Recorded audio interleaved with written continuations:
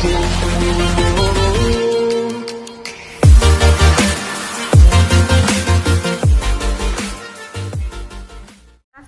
good day, and good morning, good evening, and anumang oras ninyo mapapanood ang vlog na ito, isa pong mapag-alang araw sa bawat isa sa atin.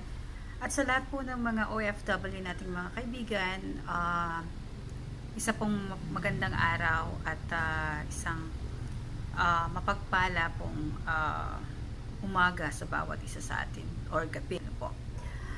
Pero bago po natin simulan ng talakayan natin, yung maikli nating kwentuhan, hihiling po uli ako sa inyo na kung maaari po subscribe naman po, pakidalaw po ang aking channel at paki-hit po yung like at saka yung notification bell natin so that you can be updated with new videos that I will be uploading. Ngayon pa lamang po, ako po ay hihingi na po ng paumanhin sa inyo because I will not be able to vlog in a daily basis like what we're doing during the pandemics because we are no longer po work from home, but again, we will be on site na po. Balik na po ako sa corporate world and alam niyo naman po ang hawak ko. HR in charge po ako and I need to be there with the organization that I officially belong with in an 8-hour or more duty. Ano po, isa pong responsibilidad po sa akin yon. And university po kasi, it's a big university and as an HR, we have to be a role model and everything that is outside the university function is actually after office hours na po. Again, nagtuturo po ako ng ganun sa inyo na maging mabuti tayong empleyado. That's why gagawin po natin kung ano yung tama. After every work shift, siguro po, magta-try tayo mag-video but I will be uploading it on a weekend basis kasi po yung editor ko nasa Clark po, nasa home base, no. I'll be reporting in Manila, so magiging medyo madalang ang aking pag-upload. So, pagpasensyahan nyo na po muna because we need to prioritize things. Ano po, hindi ko kayo priority, but again, I have a commitment and an official commitment and that's what I will be doing po for the meantime. Ano po? So, nagpaalam na po ako sa inyo. Ano po? Kaya, pero lahat po naman ng magiging video natin during those days ay magiging very informative and it will really definitely be a big impact po sa bawat isa. Hindi lang po sa mga OFW, kundi sa mga kasama po natin na nanonood po ng ating video. Again, humihingi na po ako ng permiso at ng paumanhin po sa bawat isa. So, with regards po dun sa last nating naging video na po about Commander Chirva and Brother Jose, may nag-comment po tayong isang kasama na napanood po yung video natin na pinatatahimik na po ako. Actually po, hindi naman po ako reactor o hindi po ako against sa mga nasabi ko doon. I'm just citing up an opinion at kung ano po yung gusto ko. Hindi po ako nagki-create ng away or anything. What I'm doing is I'm actually patching up the differences at yung mga makakapanood, maaring ma-realize po ng bawat isa kung kayo po ay Kuya Val, maka Brother Jose, or maka Commander Chirva, at least sa iba po, kung bukas ang mindset natin, kung bukas po ang pangunawa natin, mapapanood niyo po doon at mararamdaman ninyo, mapapakinggan ninyo na sinasite ko lang po yung maaring iniisip ng bawat taong yon kung kaya't ganun po ang nasabi nila in front of the camera. I'm not saying or I'm not instigating any confusion or any quarrel at all. Yun po ay para sa mga taong hindi nakakaintindi kung ano po yung nangyari. Or nagbibigay ng masamang interpretasyon as to the reaction of those people. I'm giving them the benefit of the doubt of why they have reacted on the way they did. In front of the camera. So, hindi po tayo nagsisimula ng away. Kaya sabi nga po ni Kuya Val, di ba? tama na ang mga panunuligsa at yung mga reaction na below the belt ang tira. Okay lang mag-react, okay lang magbigay ng opinion, pero not to the point na para lalabas na po itong isang kaso ng libel or oral defamation.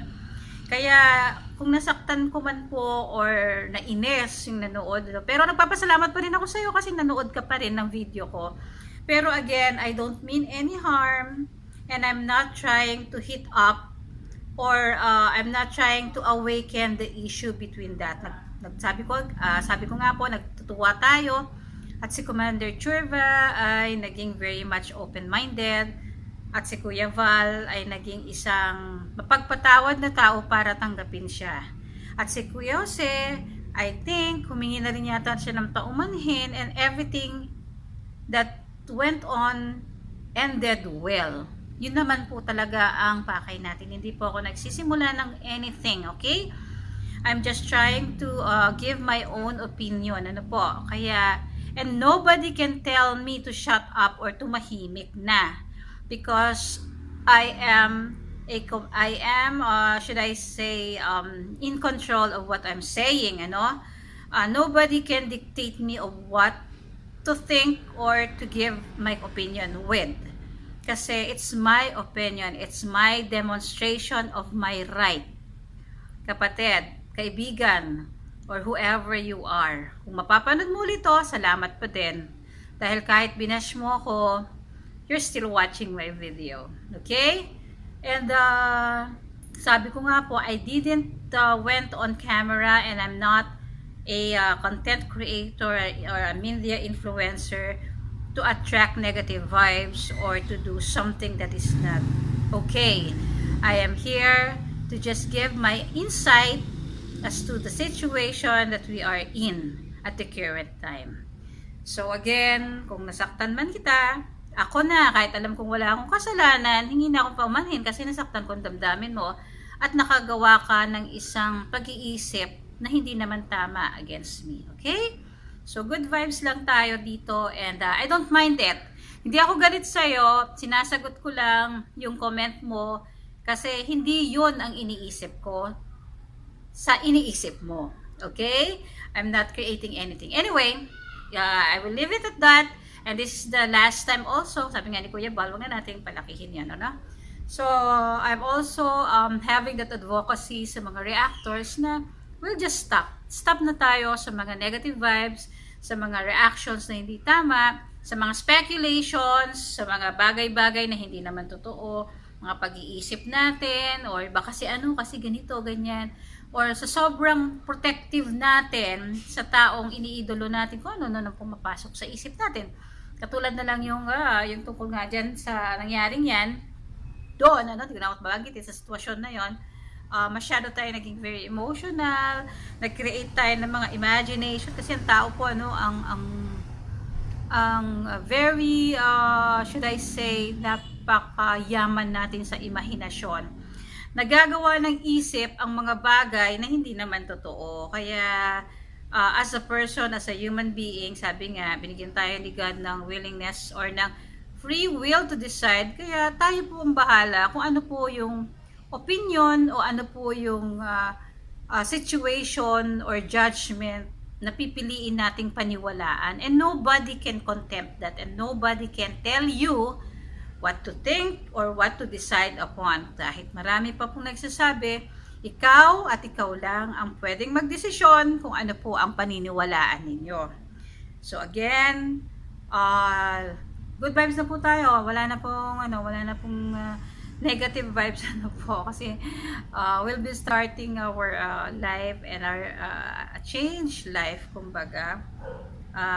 We'll start it in a way na seeing negative things or putting negative things into a positive thing. Diba? Ibang tipong kahit negative man yung nasa harap natin, let's try to see what we can do to reverse the situation. Or if not, siguro enhance natin or i-tweak natin ng konti. Doesn't necessarily mean na papaguhin na natin agad-agad. But again, medyo magiging inventor tayo na magiging mas mabuti yung kalalagayan o yung current situation na hindi tayo makakasakit ng kapwa natin. Ano po? At regarding that, ipapasok ko po yung situation na, or should I say, yung napanood kong invitation ni Tekram at saka ni Teklito. Teklito nga ba o si Tekjun? Regarding a possible collaboration with Kuya Val and Rab. So I saw his vlog. It was really giving emphasis and attention to the two sa mag-ama of their intention na makipag-collaborate sa kanila later on. Kasi nga, I think they've been watching your videos and they have seen the advocacy that the father and son tandem has been doing, and it also inspired them na to do more, di ba? Malay natin, baka si Hungry Syrian, napapanood na rin niya si Kuya Val, di ba? O kaya si Rab and the Kalingap team, we'll never know. So, again, isa pong magandang senyales yun, or it's a good significance that these charitable vloggers, the real charity, the three big real charity vloggers will collaborate in one advocacy and with one mission. Pag nangyari po yan, isa lang po ang panalo. Ang mga kababayan natin nangangailangan ng tunay na pagkalingap ng bawat isa. Napakaganda pong yun na ang dami mong mapapagawang bahay, ang dami mong mabibigyan ng ayuda. Ang sarap po sa pakiramdam na isa tayo sa pag hindi tayo nag-skip ng mga ads at saka we became a organic sponsor. Sa pong napakagandang tulong po yun. And yung ginawa pong video ni Katekram at ni Tekjun, no? I think the kapatid, si Tekjun, kapatid ni Tekram. The invitation and the video or that was showing their interest to collaborate with the father and son team, the Matubang father and son tandem, was a big initiative and a big inspiration to everyone. Win-win po tayo doon. Win-win situation po tayo pag nagkataon. Biro nyo, Tekram, Kuya Val, and Rab. It is really a good combination and a collaboration na mas lalawak pa. From Daet lang, Kamsur, to Metro Manila, NCR, and saan ba si Tekram? Manila siya usually, di ba? Metro Manila siya. All over Metro Manila. And who knows, umabot tayo ng Alabang because of Hungry Syrian. I think Hungry Syrian is also recruiting a lot of Filipino employees sa kanyang mga fast food chains, mga walang mga trabaho dyan. Punta kayo doon sa YOLO Diner niya yata sa may Alabang. I think they will be expanding because it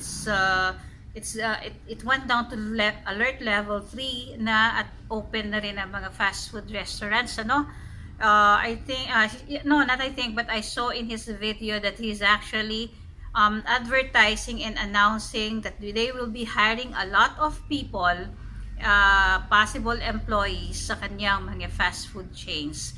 Kaya please mga kababayan, kung gusto niyo po magkatrabaho, punta po kayo doon.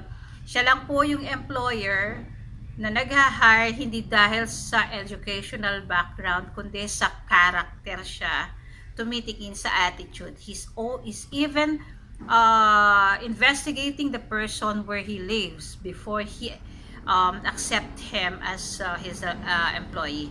Ganun po should I say, kabusisi si Hungry Syrian sa character background.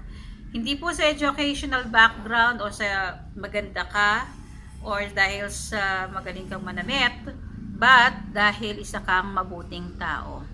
So again, siguro I'll be giving some tips on our another vlog. But for now, I just want to, this video has been made just to make clarification, and of course, yung news nga of collaboration and the work vacancy or the job vacancy that Hungry Syrian is actually announcing.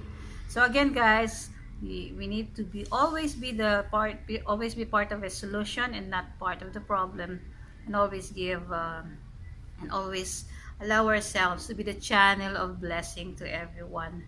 Ako po, isa po talagang living miracle, and both physically and my financial breakthrough, medical, or should I say physical breakthrough, medical breakthrough, and professional breakthrough.